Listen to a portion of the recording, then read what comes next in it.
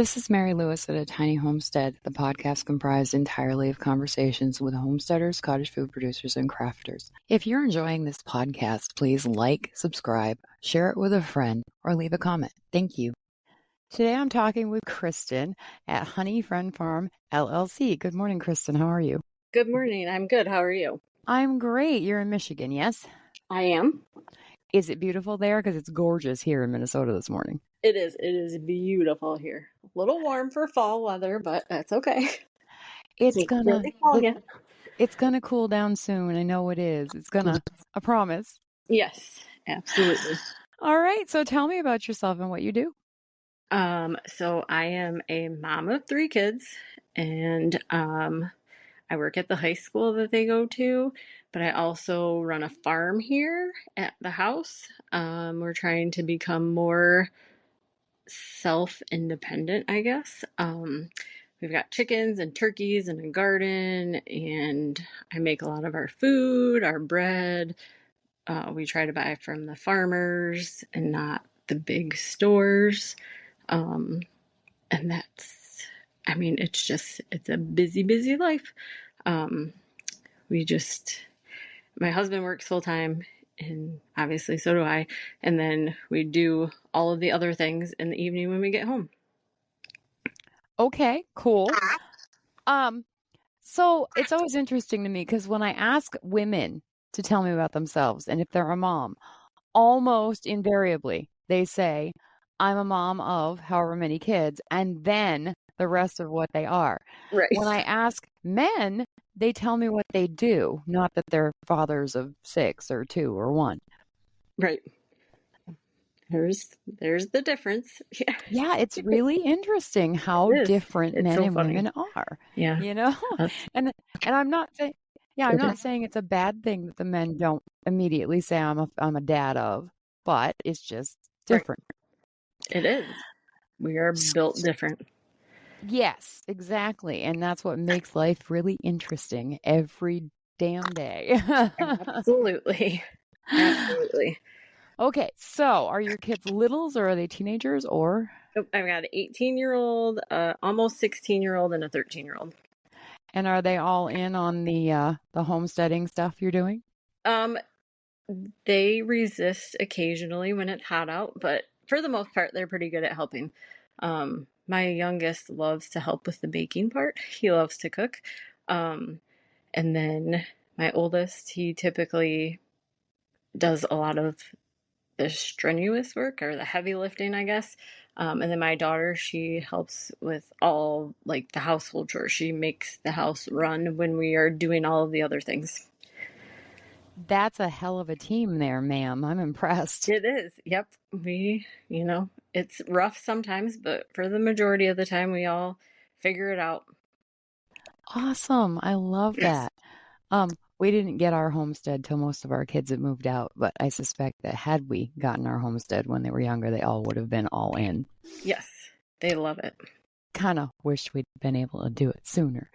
Absolutely. So why is it called what it's called, the Honey Friend? Okay, so that is because my husband and I were having an adult night, and I usually call him Honey as a joke, and then one night I just said Honey Friend, and it kind of just stuck, and we're like, I don't think there's any other Honey Friend farm, so that's where the name came from. That's adorable. I love it. Yeah. So it's fantastic. It has nothing to do with honey. It's just what we call each other. Oh, and that's fine. I think that's beautiful. Yeah. So tell me what an average weekend day is like for you on the farm, because I ask people this and they don't usually tell me. So I'm just curious if I'll get an answer on this one. So typically, we run a roadside stand as well. So typically the weekends are full of picking the garden and loading the stand and baking bread and bagels and cookies and all of the things for the community to come and share a part of that. We do a lot of pay what you can events for the community so people can eat healthier and have a healthier option. if they're not able to do it themselves or whatever the case may be. So we spend a lot of time in the garden and filling the stand and doing cutting the grass, feeding the animals. That's typically when we do like clean out for the coupes and refill the food and just spend a lot of time outside. Bonfires at night. And we just hang out and just kind of work all day and then relax at night and have family time, dinner together. We like to barbecue a lot, like have, grill out. So that's typically what we do. That sounds like a beautiful way to spend a weekend. Yes. The bonfire part is the best. That's my favorite part. Yes, absolutely. We have had maybe 5 since we moved in 4 years ago because it's been too busy up until this past summer hasn't been as busy, but that's because it rained and rained and rained and our gardens didn't do anything. Right. So we never even pulled out the fire pit or the benches or the little table or anything this year because it just kept raining. I know. It was a very wet year. Yeah, so not so much on the fire pit thing this year. Yeah. Yeah. Oh, and then I guess on Friday nights we have Friday night football. So we do that now in the fall. Do the kids play or do you just go catch a game? Both boys play. So the oldest plays Friday nights and then the youngest will start playing on Tuesday nights this coming Tuesday. Okay, so you got a Friday night lights and a Tuesday night lights thing going on there. Yes. Yeah. Okay. Yeah. Awesome. That's wonderful. Okay, so I saw something on your Facebook page about a festival that you're a part of this weekend. Is it something that you throw or is it just that you're going to be at it? No, we're just going to be at it. Okay. We're going to be doing jams and sourdough bread and bagels. I've got a bunch that are shaped like pumpkins and pumpkin flavored and apple cinnamon flavored and all kinds of good yummy stuff. Is this an every year thing or is it a new thing?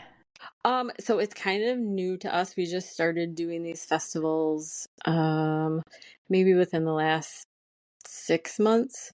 And we just kind of go and it's a great learning experience because you see what other people do and you get to meet a lot of people and it's fun and the kids love it. They love to go and they do all of the activities and it's a good bonding time, I guess, family time that we can go and hang out and sell some stuff and make some money to put back into the homestead. And then that's what we do. We're there, and then we have a craft show in November, and then that's it. Besides our roadside stand, we do that every weekend.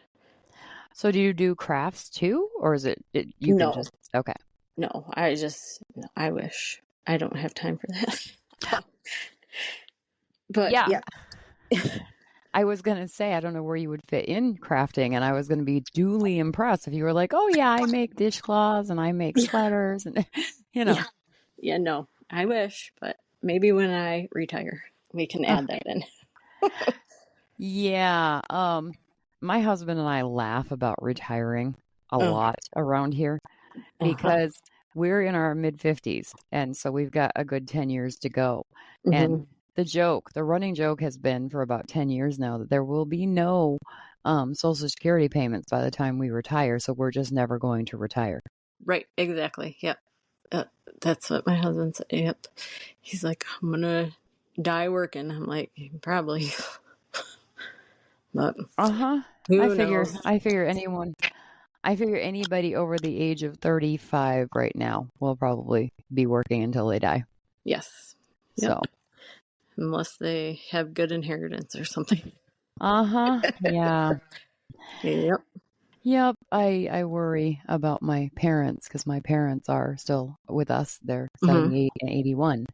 And my mom gets slightly panicky when there's talk of a government shutdown because she thinks that they're not going to get their Social Security checks. Right. And I keep telling her that would be a very rare thing to have happen.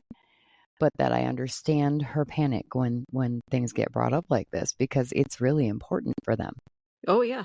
Yeah, absolutely. Well, and they paid into it for how many years? Exactly. Yeah. Yep. And then I crack the joke that they're lucky that they get it, because Kyle and I will never see Social Security payments. And she's like, yes, you will. I'm like, Yeah. nope, I don't think we will, Mom. I don't think so. Yeah. Probably not. So anyway, I don't even know what to ask you. I'm not quite with it this morning. Sorry. No, that's So did you say turkeys? Yes, we have turkeys that we're growing for Thanksgiving and Christmas.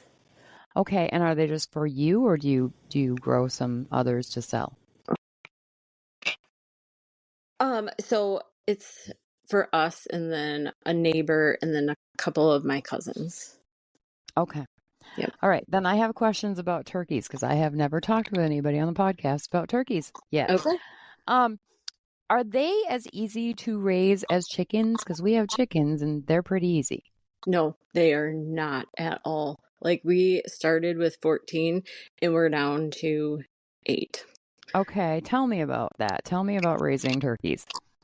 I don't know much about it. We're kind of winging it. This is our first year doing it. And we've got meat turkeys and we've got a couple of heritage breeds that we're going to keep because my youngest wanted a couple turkeys to keep. Mhm. And so we're just kind of winging it, honestly. They're with the chickens and they're just a lot more fragile. The meat ones, the heritage breeds seem to be a little bit more hardy. Um, but the meat birds seem a little bit more fragile, which I guess is the same with meat chickens. I don't know if you've ever done those, No, I have but not. they are pretty fragile too, along with quail. We had quail for a little bit. Those were not super great. Um, but the turkeys, they are easy and they're really sweet. They are like, and they run to you and they like come and cuddle with you. And, um, when they do their bird talk or whatever, it almost sounds like they're barking like a dog, but they're really cute and they're really sweet. Um, and we'll see how it goes come Okay, November. so when you say they're really fragile, have they just keeled over and died for no reason, or are Yeah. they? Yeah. Huh. Like I'll go out and check on them and there'll be one dead. And I'm like, oh, okay. And I don't know what the issue is because they obviously have plenty of food, water, shade, whatever. And they get along fine with the chickens. And so I don't really know what the issue is. I guess it's Huh. just a learning curve. I know nothing about turkeys. I was hoping that you would have more to tell me, but that's Yeah. okay because you're brand Yeah. new. I am. I think next year maybe we'll separate them from Mhm. the chickens. I don't know if maybe that's the issue, but all the research I did said that they could coexist. So that might be the issue. Um, so next year we will probably separate them. They'll have like their own coop to go in Oh, okay. instead of coexisting. So we're going to try that next year. We're not going to give up because we love fresh turkey for Thanksgiving. It's delicious.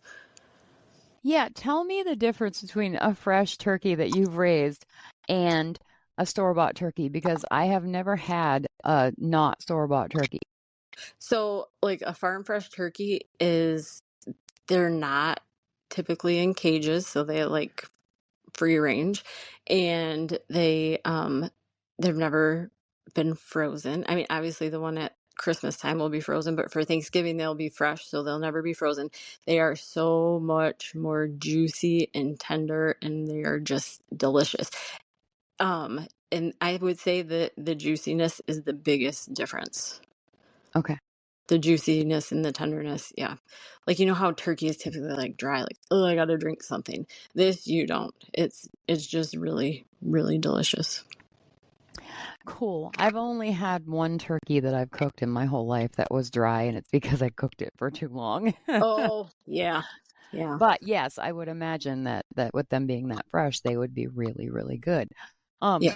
I'm gonna say this. My favorite thing about turkey is Hmm. the gravy that you make from the drippings from the pan. I don't Oh, yes. I don't love turkey, but I love turkey with the turkey gravy. Yes, yes, and on the mashed potatoes. Oh So my God. Yes, mashed potatoes are one yes, of my favorite things on earth at Thanksgiving. yes, I love any kind of potato any time of the year. Mhm. You would have loved the ones my son made last night. He made oven roasted potatoes, Oh, and he put I guess I can use name brands on my podcast. I'm the one that makes it. He used the garlic and herb Mrs. Dash that we buy, oh, okay.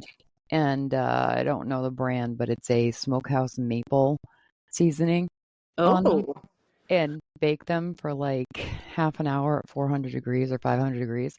They were so good. They caramelized up, plus they had all the seasonings on them. I was like, you can make these anytime you want to make these. right. That sounds delicious. It was really good, and I'm not really great on oven roasted potatoes, but these were perfect. Good. That sounds delicious. I Oh, love it when the kid cooks. It's yeah. really nice to know that he was raised by a mom who was like, you will know how to cook before you move out. Yes, and do your laundry Mm-hmm. Yep. and clean the toilet. Yep. And make a dessert that you're proud to share with your friends. Yes, Mhm. absolutely. Yeah, I just mentioned this earlier. I did a interview at 10 o'clock this morning too, Oh, and we were talking about butter. And my son had asked me if he could make this recipe. They're double chocolate chip cookies. mm, And I was like, he said, do we have everything to make those? And I said, other than butter, I said, you might want to check and see if there's any in the freezer because you don't want to start making it and find out you don't have any butter. right. And he's going to make chocolate. He's going to make double chocolate chip cookies next week. And I'm just like, oh my God, please make them soon. Right. Can you make them today? So yes, Please. he can do cookies too, which is, yeah, no, I don't want them today. That's I got a awesome. lot to get done if I eat them. If I eat them, I will be asleep. So I have to wait till next week. I have too many things to get done this afternoon. Oh, yeah, absolutely. But it's amazing when you have plans for your children when they're born about what you hope for them, Hmm. and you give them the tools and they actually learn and they do the thing you hoped for them. Yes, absolutely. It's wonderful. It's amazing. It is. It's great. Okay, what else can I ask you? I was going to ask you how you got into this. I don't really know. It kind of all just, I think the chickens were the gateway to all of this. um, that's so we used to live in the city and then we moved when COVID happened out to the country where the kids were going to school and doing all the things. And while I would love to homeschool, I do not have patience for that. Mhm. It would just not be great. So, anyways, we needed to come out somewhere where the kids were back in school. And so we did that. And then I was like, well, we have property now. We're getting chickens. And then the kids love the chickens and I love the chickens and my husband. And then I was like, let's start making our own food. And it kind of just snowballed from there. Like it just kind of happened. I don't know. I guess we just started reading labels and, um, looking at things and the way the world is going right now. You never know what's going to happen. So we want to be able to be self sufficient and know how. So we're not caught with our pants down, I guess. Uh-huh. Um, so yeah, it's been 4 years in the making. We're still clearly very new to this. And we're just taking it day by day and learning something new every day and trying to teach the kids better, healthier habits and doing stuff like that. So I have a question. Okay. Do your kids have their friends come over and hang out? Yeah. And are these kids that are like-minded or are they kids that are living in the city? Both. Oh, I think that I don't think there are any other friends that homestead, but like we live kind of in a rural area, mhm. so a lot of people like hunt and fish and do all of that kind of stuff. Um, but I don't think and have a little, backyard garden or whatever. But I don't think a ton of people make their own foods and buy just from the farm and everything. But I mean, everybody comes over and they love it and they get excited about it. Like all the kids, they love to go play with the chickens and show their friends the chickens. And we hope to get goats in the fall so we can do goat, or in the spring so we can do goat milk and stuff. And so they're all really excited to show their friends about that. So I don't know. And honestly, a lot of people around here have chickens too, just for eggs and whatever. But I don't think anybody's like makes their own jam and makes their own bread and does all of that kind of stuff. But they all love it. Like they come over and they're like, "Can you bake us something? Can you bake us something?" Cute. Sure. Okay. Well, the reason I asked is because I was just wondering how their friends perceived their lifestyle, because it is a different way of living. Oh yeah. It is. It is a completely different way. And I'm sure that if like their friends from when we lived in the city came over, it'd be a different story. They'd be like, what are you guys doing? Why don't you just go to the store? Why don't you just go out to eat or whatever? You know what I mean? But because I think we live in a more rural area, that a lot of people kind of ish homestead in a way, because like I said, a lot of people hunt and fish and do all that stuff out here. So most of their friends do all that. Okay. And do the boys try to enlist their friends who are boys to help out with the chores? Oh yeah. Yeah. Yeah. Anytime somebody comes over and we need something done, we're like, come on, let's go. We got some big guys here. Let's go. Yep. We moved to our homestead in 2020 as well. Okay.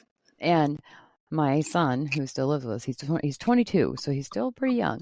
Yeah. And there's reasons he still lives here, and they're good reasons. He had a couple of good friends who he used to play video games with online, and he still does. Mm-hmm. And they had come to visit. One of them had come to visit when we lived in town, in the small town that we lived in. Mm-hmm. And he had grown up with my son, so he knew that we made food from scratch, and we had a garden, and we had backyard chickens. And so when he came to visit the new place, you should have seen his face. His eyes were the size of plates. Aw. He was like, "You weren't kidding. This is a farm." Yeah. And my son said, "Well, it's not a farm because there's no goats or sheep or cows or horses, but we still have chickens." And my son's friend was like, "Yeah, but look at all space you have." And it's not that big. It's 3 acres compared to 1/10 of an acre. So yes, it seems like a lot. Right. But his reaction was just priceless. And I've known this kid since he was like 8, I think. Aww. And I was like, "So what do you think?" When he came in, he was like, "Oh, I'm so happy for you guys. This is what you always wanted." So clearly he'd been paying attention to us as well as my kid. And then the new friend came to visit because the new friend wanted to learn how to shoot a gun, because my son is a really good marksman. And so we have a berm where they're allowed to target practice. And my son's friend had never shot a gun in his life. And this always makes me nervous because I feel like there's 2 types of people in the world. You give them a gun, you describe what it does, you explain the parts, you show how to use it, you teach them everything for them to be safe. And they sight it on the thing they're trying to shoot, and they shoot it, and it makes a loud noise. And they either drop the gun, or they just drop it slightly, hang on to it, and go, "Oh, that's what that's like." Yeah. Yep. It's the drop the gun. It's the drop the gun part that scares me, because you never know how that's going to go. Right. Oh, I know. Yes. So my son's friend got put through his paces and was taught how to shoot a gun, and he really didn't enjoy it. And he hit the target a couple of times. Was like, "I'm good." Yeah. And my son says, "You don't like it, do you?" And the guy says, "It's really loud." He said, and the shotgun kicked my shoulder super hard. And my kid was like, "Well, yes, that's how that works." And his friend said, I don't want to do it anymore." So that was the end of that. Oh, yep. That's usually how it goes.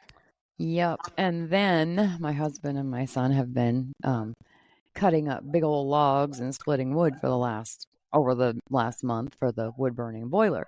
And my kid keeps sending pictures of the wood pile getting bigger to these 2 friends that I'm talking about.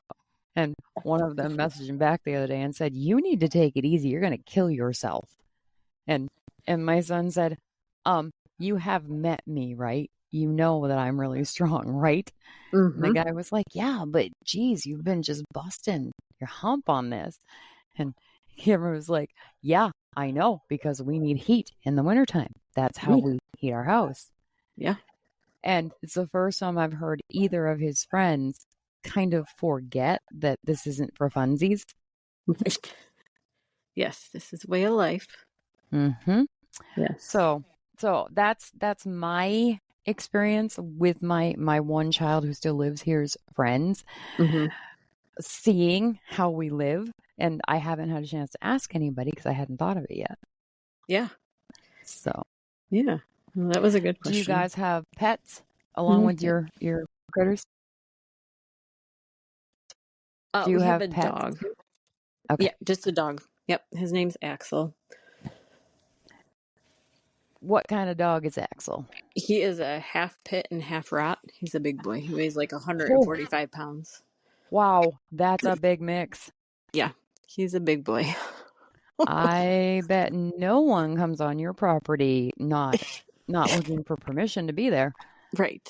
Yeah, but he sounds mean, but as soon as you say hi, and then he starts wagging his tail, and all he wants to do is kill you with kisses. Yeah, and I wasn't assuming that a pit rot blend is mean, because I don't think any dog is mean unless they're raised to be mean. Yes. But that's a big dog. I love dogs, and I would never walk up to that dog without making sure that he was going to be friendly. Yes. No, absolutely. Yep. He sounds mean, but he's a nice boy. He's a big baby. Yeah, we have a little dog. She's 35 pounds. Aw. And when she sees people who she's never seen before, she's all teeth and bark. Aw, what is she? She is a mini Australian Shepherd. Oh, that's what my husband wants next. Mm-hmm. Yep. And so people are actually, they back up the minute she's outside and she sees people come in. She's all teeth, but she's never going to bite anybody. Mm-hmm. And she's really loud. If you get one, you will know. It's a really sharp, shrill bark.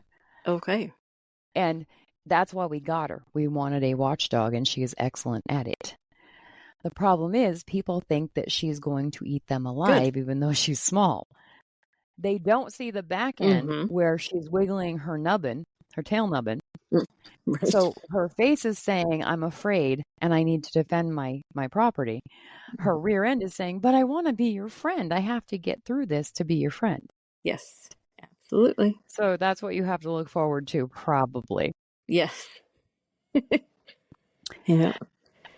The other thing that I will tell you is if you get a puppy, one of these dogs is a puppy, and you want them to be friendly, make sure you take that puppy everywhere you go, or make sure you have people come over a lot and interact with it, because we couldn't socialize Maggie because of COVID. Oh, yeah. That's why she's so afraid of people. So if you want your dog to not react the way Maggie does, make sure they get socialized. Okay, that's a good tip. Yeah, we wish we had been able to, and it was just impossible. We weren't seeing anybody. We weren't going anywhere we didn't have to go, and we sure as heck weren't spending a lot of time in a store when we did go to a store during COVID. Right, so exactly. Real hard to socialize a puppy when there's a pandemic going on. No kidding. No kidding. But anyway, so you said turkeys, you have a dog, you have chickens. Is there anything else? I forget. Nope. We're hoping to add goats and bees in the spring. Yep. Okay. Then you'll actually be Honey Friend Farm. We will. Awesome. Are you gonna I don't know, tell a what's the word I want? Child friend story about the name once you have honey? Oh, yeah, maybe. Yeah. Probably. All I could think of when you told me the story is the Huckleberry. I'll be your Huckleberry and you can be my honeybee song that Blake Shelton does. Yes. Yep. That's funny. All right. Well, we're not quite at 30 minutes, but I am literally out of questions. Kristen, I'm so glad you took the time to talk with me today. This was really fun. Yes, absolutely. Thank you so much. Thank you so much. Have a great day. Thanks, you too. All right, bye. All right, bye bye.